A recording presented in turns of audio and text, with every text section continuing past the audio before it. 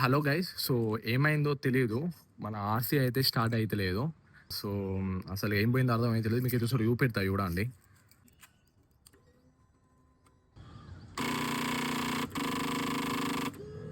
Horn కొడితే horn అయితే వస్తుంది. కానీ బ్యాటరీ కూడా నాది నేను లాస్ట్ ఇయర్ ఏపిచ్చిన. సో, నాకు తెలిసి కాయిల్స్ ప్రాబ్లమ్ అని నేను అనుకుంటానా. సో, మరి కాయిల్స్ ఇట్లా పోయింది కావచ్చు అని చెప్పేసి నేను అనుకుంటానా. సో, నాకు ఇక్కడ తెలిసిన మెకానిక్ ఉంది. ఫస్ట్ ఆ మెకానిక్ షాప్‌కెళ్ళి ఆయన రివ్యూ పెడతా. సో, ఆయన చెక్ చేసి మరి ఏం పోయింది ఏంటిదని మనకు చెప్తాడు. సో, వెళ్దాం మనం ఇప్పుడు. సో గైస్ నాకు తెలిసిన మెకానిక్ అన్న షాప్కి అయితే నేనైతే ఇప్పుడు వచ్చిన. సో అన్న ఏమంటాడంటే ఫస్ట్ మనం అయితే బండి బ్యాటరీ ఇప్పేసి బ్యాటరీని అయితే ఛార్జ్ చేద్దాం. ఛార్జ్ చేసినాక ఒకవేళ బండికి ఇట్లా స్టార్ట్ అయితే ఇట్లా బండిని పట్టుకొని డైరెక్ట్ కేటీఎం షోరూమ్కి అయితే నన్ను వెళ్ళిపోమన్నాడు. బ్యాటరీ అయితే ఛార్జింగ్ పెట్టేసిన. సో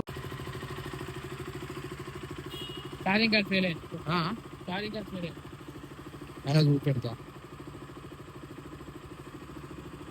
స్టార్టర్ కాయలు పోయినాయా?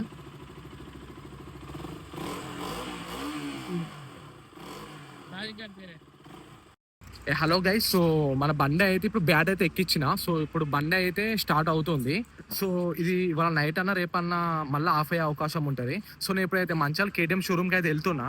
వెళ్ళి ఇప్పుడు నా స్టార్టర్ కాయలు అయితే వేయించుకోవడానికి అయితే నేను ఇప్పుడు వెళ్తున్నా. మందరి బస్ స్టాండ్ పెట్రోల్ బంక్ లో ఉన్నా. సో ఇప్పుడు ఇక్కడ నుంచి అయితే డైరెక్ట్ మంచాల కేటీఎం షోరూమ్కి అయితే వెళ్తున్నా. So bye guys.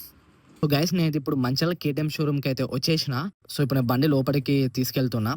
సో ఇప్పుడు లోపలికి వచ్చేసిన గైస్. సో అన్న ఏమంటుండంటే బండి నాకు చెక్ చేసిండు. చెక్ చేసి కాయిల్స్ ఏ పోయినాయి అని చెప్పేసిండు. ఇవాళ బండి ఇక్కడ పెట్టేసి రేపు పొద్దున రమ్మంటాను.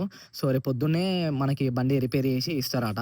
సో అయితే ఇప్పుడు నేనైతే బండి వాళ్ళు ఇక్కడ పెట్టేసి నేను ఆటోకి అయితే ఇంటికి వెళ్తున్నా. సో రేపు వచ్చి నేను బండి తీసుకోవాలి. సో చూద్దాం రేపు ఏమవుతుందో.